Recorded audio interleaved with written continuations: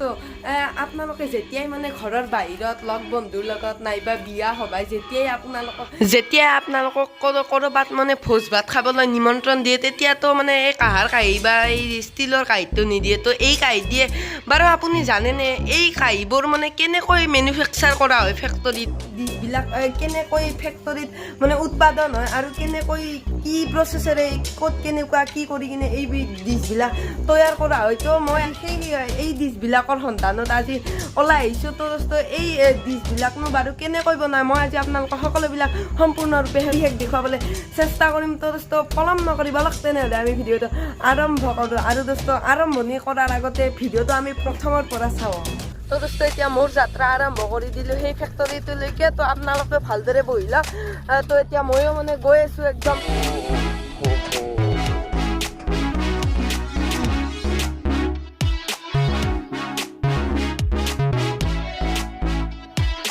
আৰু দোস্ত আপোনালোক এক্সাইটেড নে ভাত খোৱা ডিছটো কেনেকৈ বনায় সেইটো চাবলৈ তো ময়ো মানে বহুত এক্সাইটেড তো আগৰ পৰা ভাবিছিলোঁ এইবিলাক বা কেনেকৈ বনায় কি মেচিন ইউজ কৰে তো সকলোবিলাক আজি তথ্য তাত গৈ কিনে গম পাম তো আজি মোৰ লগত যাব এয়া আমাৰ মামাই দিয়া চাইকেল আৰু আপোনালোকে মোৰ কেৰিয়াৰত বহি লওক তো আমি সকলোৱে একেলগে বলক আমি যাত্ৰা আৰম্ভ কৰোঁ চলো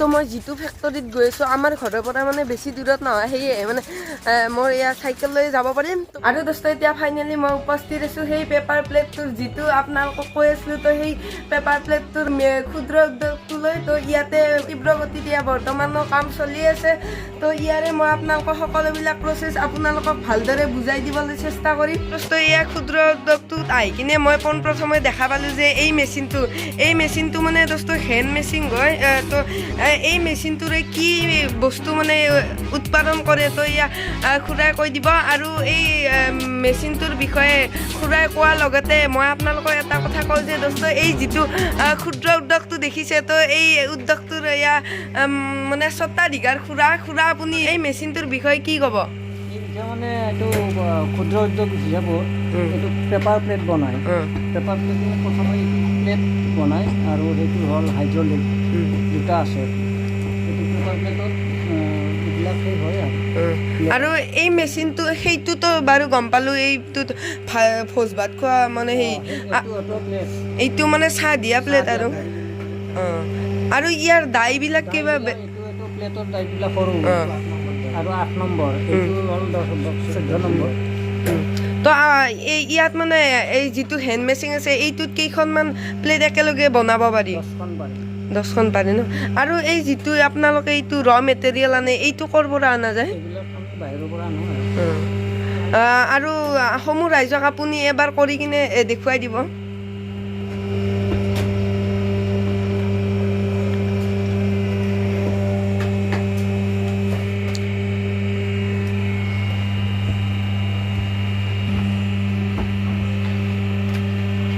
তো দোস্ত আপোনালোকে ইয়াত চাব পাৰিছে এনেকৈ মানে এয়া চাব পাৰিছে কি ধুনীয়াকৈ ইয়াত চাহ দিয়া প্লেট হৈ গ'ল তো ইয়াত পিছত পেকেজিং কৰা যাব আৰু পেকেজিং কৰাৰ পিছত মাৰ্কেটত যাব আৰু খুৰা এই যিবিলাক এই ৰ মেটেৰিয়েলবিলাক আছে ইয়াৰো কিবা কিন্তু ভাগ আছে নেকি আপোনালোকৰ তাত এনে কেনেকুৱা কোম্পানী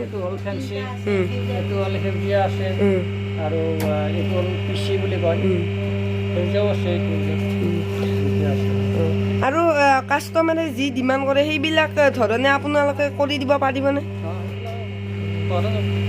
যেনেকুৱা লাগে তেনেকুৱা তো এইটোৱে আছিল দোস্ত এই হেণ্ড মেচিনটোৰ কাম তো এতিয়া বলক আমি এই মানে যিটো ডাঙৰ মেচিন আছে তো এই মেচিনটোৰ কামবিলাক চাওঁ কেনেকুৱা দোস্ত এই মিনি উদ্যোগটোত মানে সকলোৱে মানে এখন ঘৰ ধুনীয়াকৈ চলি আছে এয়া খুৰাইতো ক'লে এই মানে মিনি উদ্যোগটোৰ স্বত্বাধিকাৰ তো এয়া বৰমাও খুৰা সহায় কৰি আছে আৰু বৰমাৰ লগতে দুজনী বাও ইয়াতে কষ্ট কৰি আছে তো ভাল লাগিল উদ্যোগটোত আহি কিনে আৰু দোস্ত এয়া এইটো মেচিন হ'ল অট'মেটিক মেচিন আৰু এইটো মানে হাইড্ৰলিকেৰে চলে ন আৰু এইটোত মানে কোনো মানে হাতৰ প্ৰয়োজন নাই জাষ্ট এই ৰ মেটেৰিয়েলখিনি এনেকৈ দিলে হৈ গ'ল আৰু এই মেচিনটোৰ বিষয়ে বৰ্মাই কিছুমান কথা ক'ব। এইটোত একবাৰত কেইখনমান ডিছ বনাব পাৰি?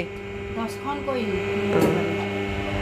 মানে 10খন 20খন এবাৰত হৈ যায় আৰু বৰ্মাহঁতৰ ইয়াত দাদা আছে। দাদা, ইয়াত ঘণ্টাত প্ৰায় কেইখনমান ডিছ বনাব পাৰি? ঘণ্টাৰ এতিয়া বনোৱাৰ ওপৰত কথা। তোমাৰ যদি এক্সপাৰ্ট মানুহ হয় তেতিয়া আৰু 1 ঘণ্টা 100 পেকেটমান হৈ যায় আৰু।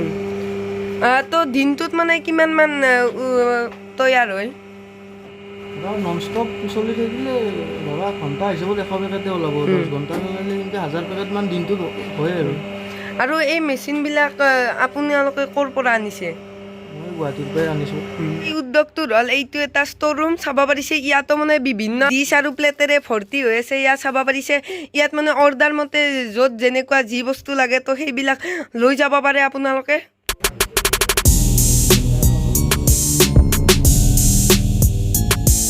আৰু দোস্ত, ইয়াত আপোনালোকে ডিছৰ বিভিন্ন প্ৰকাৰ আছে। যেনেকুৱা যাৰ ইচ্ছা যি লাগে তো তাকে নিব পাৰে। ইয়াত মানে বিভিন্ন ধৰণৰ মানে কোৱালিটি আছে আৰু বেলেগ বেলেগ নাম আছে। তো ইয়াত দাদাই কৈ দিব। দাদা, ইয়াৰ পৰা পোনপ্ৰথমতে আৰম্ভ কৰা যায়। তো এইটো মানে কি হয়? এইটো কলপাত বুলি কয় নৰ্মেলি, যিটো আমাৰ ইয়াত চলি থাকে। তো আমাৰ ইয়াততো এইটোৱে বেছিকৈ চলে, কলপাত। তাৰপিছত এইটো ফেঞ্চি, তাৰপিছত এইটো পিচি পেপাৰ বুলি কয়। হোৱাইট কালাৰ অলপ বেলেগ। এই দুয়োটা মানে পিচি, এইটো চানমাইকা বুলি কয়। চানমাইকা, এইটোতো ফেঞ্চিয়ে হ'ল। আৰু এইটো তাৰপিছত এইটো এই একে কিন্তু অলপমান কোৱালিটিটো বেলেগ, অলপ ডাঠ পাতল থাকে। আৰু প্লেটো এনেকুৱা প্লেট থাকে। আৰু দোস্ত, এইবিলাক চাব পাৰিছে, এইবিলাক হ'ল চাহ দিয়া ইয়া। তো দাদা, তোমালোকৰ তাত যিটো মেচিন আছে সেই মেচিনটোত মানে বেলেগ বেলেগ ডাই ইউজ কৰিব পাৰি না? বেলেগ বেলেগ ডাই পাৰি নম্বৰ হিচাপত। মানে পাতটো 8 নম্বৰ প্লেটৰ, এইটো 8 নম্বৰটো চলে, 8 নম্বৰ ডাই লগাব লাগিব। তো দোস্ত, গম পালে যে মানে ডাই অনুযায়ী এই মেটেৰিয়েলবিলাকৰ মানে বেলেগ বেলেগ কোৱালিটি। আৰু দাদা, তুমি এটা কথা কোৱা যে মানে এই যিটো তোমালোকে বস্তাত এই যি ভৰাইছা তাত কেই পেকেট থাকে? এক বস্তাত তোমাৰ 100 পেকেট থাকে। আৰু এক পেকেটত 20খন, মানে 2000 পিচ থাকে এক বস্তাত। তো দোস্ত, গম পালে ফেক্টৰীত মানে ভাত খোৱা ডিছ অৰ্থাৎ খানা খোৱা ডিছ যি বুলি নকয়, সেইবিলাক ফেক্টৰীত কেনেকৈ মেনুফেকচাৰ হয় হয়তো বহুতে জানিছিল আৰু বহুতে হয়তো নাজানিছিল। তো আজিৰ পৰা সকলোৱে গম পালে তো ভাল লাগিল। মোৰো ইয়াত আহি কিনে তো এনেকৈ তীব্ৰ গতিত মানে গোটেই দিন এনেকৈ কাম চলি থাকে ধুনীয়াকৈ। আৰু দোস্ত, বৰ্তমানৰ ভিডিঅ'টো শেষ হোৱাই ৰ'ব, আপোনালোকে শেষলৈকে চাই থাকিব।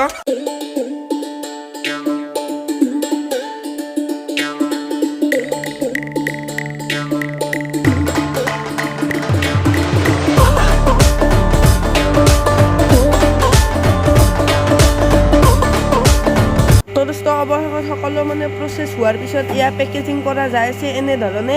এয়া আপোনালোকে চাব পাৰিছে।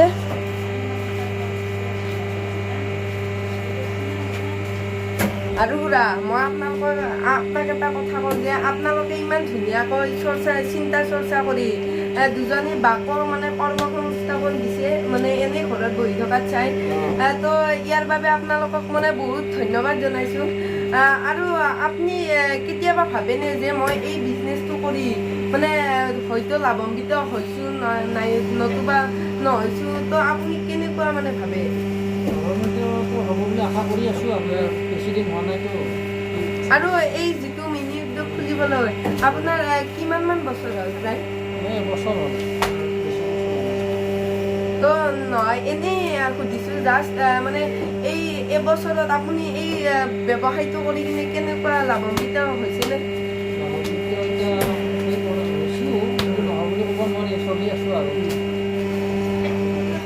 এটাই কথা কওঁ যে আপোনালোকেও যদি এনে আছে ঘৰত মানে এনেকুৱা এটা মিনি উদ্যোগ খুলি কিনে আপুনি নিজে ঘৰখন চলাৰ লগতে দুই এজনকো আৰু কৰ্মসংস্থাপন দিব পাৰে।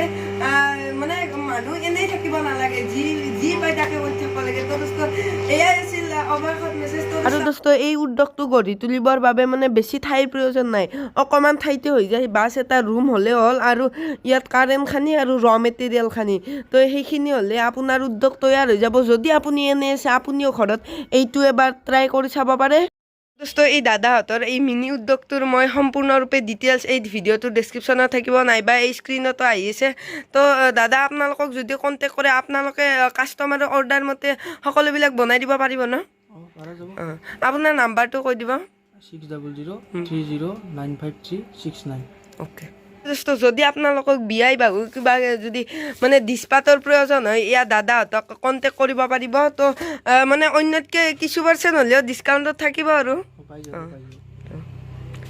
আজি ভিডিঅ'টো এইখিনি আছিল ভিডিঅ'টো চাই ভাল লাগে লাইক কৰিব আৰু ছাবস্ক্ৰাইব কৰিব আৰু আপোনালোকে সদায় মৰম দি থাকিব যাতে মই সদায় গৈ থাকিব আৰু আশীৰ্বাদ কৰিব যাতে মই সদায় আপোনালোকৰ লগত ভাল ভাল ভিডিঅ' দি থাকিব পাৰোঁ তো আজিৰ ভিডিঅ'টো এইখিনিতে সামৰিছোঁ বাই বাই আৰু এতিয়া মানে চাহ পানী খাই ময়ো ঘৰলৈ উভতিলোঁ আৰু এইপিনে চাব পাৰিছে মানে ডিছপাতবিলাকো হোম ডেলিভাৰী হ'ব